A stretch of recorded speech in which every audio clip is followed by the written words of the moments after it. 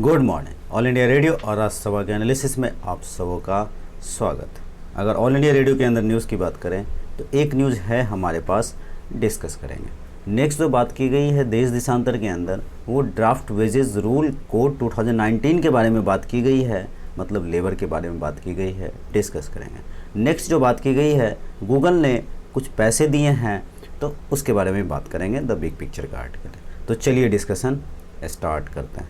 पहली न्यूज़ जो all India radio के अंदर है, drug controller general of India. आप अच्छी तरह से समझते हो, ये जो बॉडी है किसी भी दवा को अप्रूवल देती है, has given approval for the first fully indigenously developed, मतलब हमारा स्वदेशी है।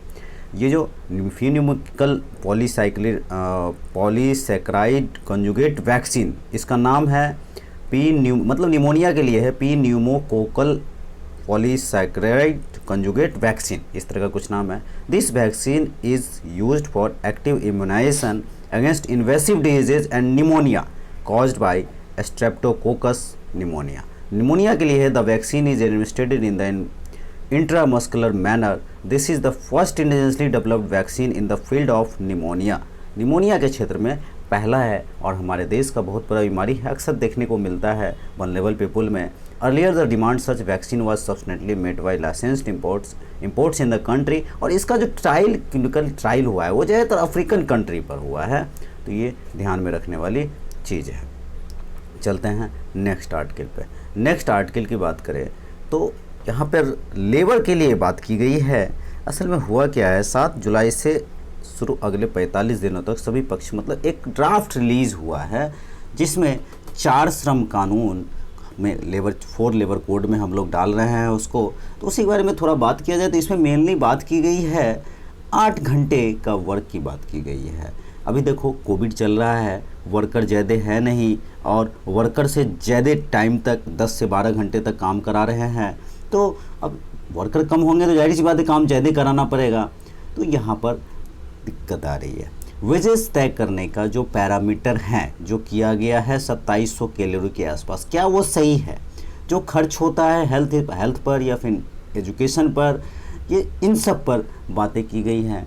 हालांकि मिनिमम वेजेस पर जो है डिस्कशन हमेशा होता रहता है कि मिनिमम वेजेस यूनिवर्सल हो क्या हो। 1930 से लगातार अगर इतिहास की बात करें तो इस पर बातें अक्सर, ब्रिटिश साम्राज्य तो जानते ही हो एक्सप्लॉयटेशन की बात करता था।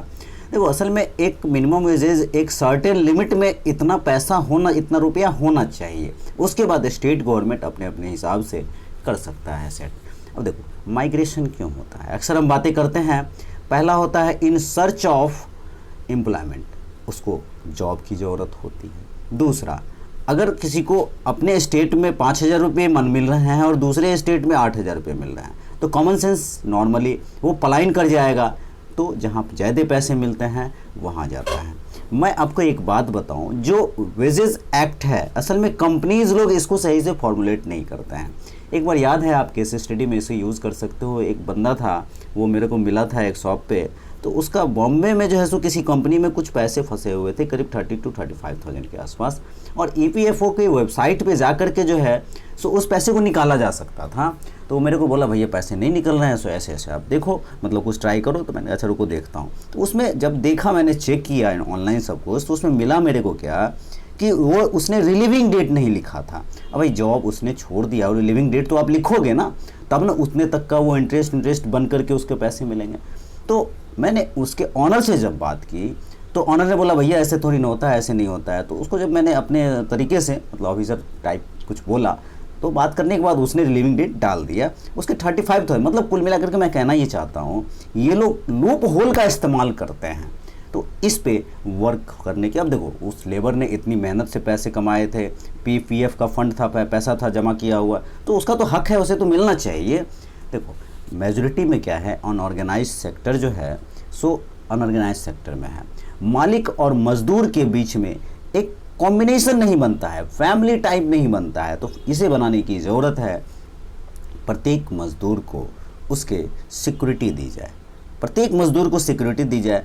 पहला सोशल सिक्योरिटी। सोशल सिक्योरिटी का मतलब क्या, अगर कोई बीमार हो जाए या उसे ज़रूरत पड़े पैसे की या कोई डेथ हो जाए तो इनको सिक्योरिटी मिल जाए। दूसरा सर्टेन मिनिमम वेजेस मिलना चाहिए इनको, एकदम जरूरी है, इतना पैसा तो मिले ही। तीसरा, जॉब की गारंटी रहे, ये बातें इस आर्टिकल के अंदर कही जाती हैं। अब देखो यहाँ पर क्या है, सीईओ आप जानते हो अच्छी तरह से सुंदर पिचाई अनाउंस किया है 75,000 crore of India over next 5 से 7 year Google for India digitalization fund. ये क्या है? What is the scope for digital technology in India in our country? India in our country एक ही बात है, क्या स्कोप हो सकता है? न्यू इंडस्ट्रियल रिवॉल्यूशन जो हम बात कर रहे हैं, जहाँ पे डाटा की बात की जा रही है और डिजिटलाइजेशन इंडस्ट्रियल रिवॉल्यूशन की बात की जा रही है, हार्ड इंफ्रास्ट्रक्चर की बात की जा रही है, affordable access highest data consumption की बात की जा रही है, और हम कर भी रहे हैं। अगर डाटा अफोर्डेबल है, जैसे आज 1 GB तो मिनिमम सभी लोग यूज़ कर रहे हैं, अप्रोक्स जिसके पास ही मोबाइल है वो जो भी रिचार्ज कराएगा 1 GB तो मिल ही रहा है। तो अफोर्डेबल डाटा की बात और अफोर्डेबल हार्डवेयर की भी ज़रूरत है। डेस्टिनेशन स्टार्टअप इकोसिस्टम होना चाहिए।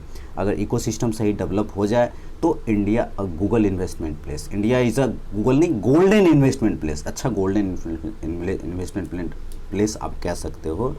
लोन यहाँ पर जो आजकल हो रहे हैं डिजिटलाइजेशन में भी, यहाँ साइन कीजिए यहाँ साइन कीजिए, डिजिटलाइजेशन ये सारा का सारा डिजिटल वे में हो रहा है। गवर्नमेंट के बहुत सारे इनिशिएटिव्स, और ये एक इलेक्ट्रॉनिक मैन्युफैक्चरिंग हब पर अगर ध्यान दिया जाए, मोबाइल टेक्नोलॉजी हालांकि ध्यान भी दिया जा रहा है गवर्नमेंट का, एक बहु मेक इन इंडिया के तहत बहुत सारे इनिशिएटिव हैं, तो ये एक जो है सो इलेक्ट्रॉनिक मैन्युफैक्चरिंग एक तो हब बनेगा और ये एक गेम चेंजर बन सकता है।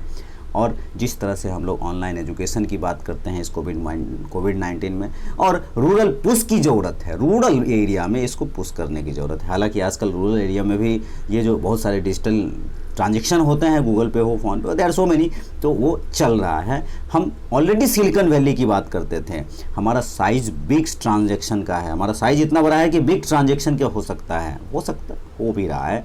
इनोवेशन की ज़रूरत है, एंटरप्रेन्योरशिप को आगे बढ़ाने की ज़रूरत है। The time for this time is for India model, not for China model. इस लाइन को आप एज इट इज़ यूज़ कर सकते हो। ज़रूरत क्या क्या है गवर्नमेंट को करने की? गवर्नमेंट ई कॉमर्स को, लॉ को सही करे, क्योंकि यहाँ पे बहुत सारे फॉल्ट हैं।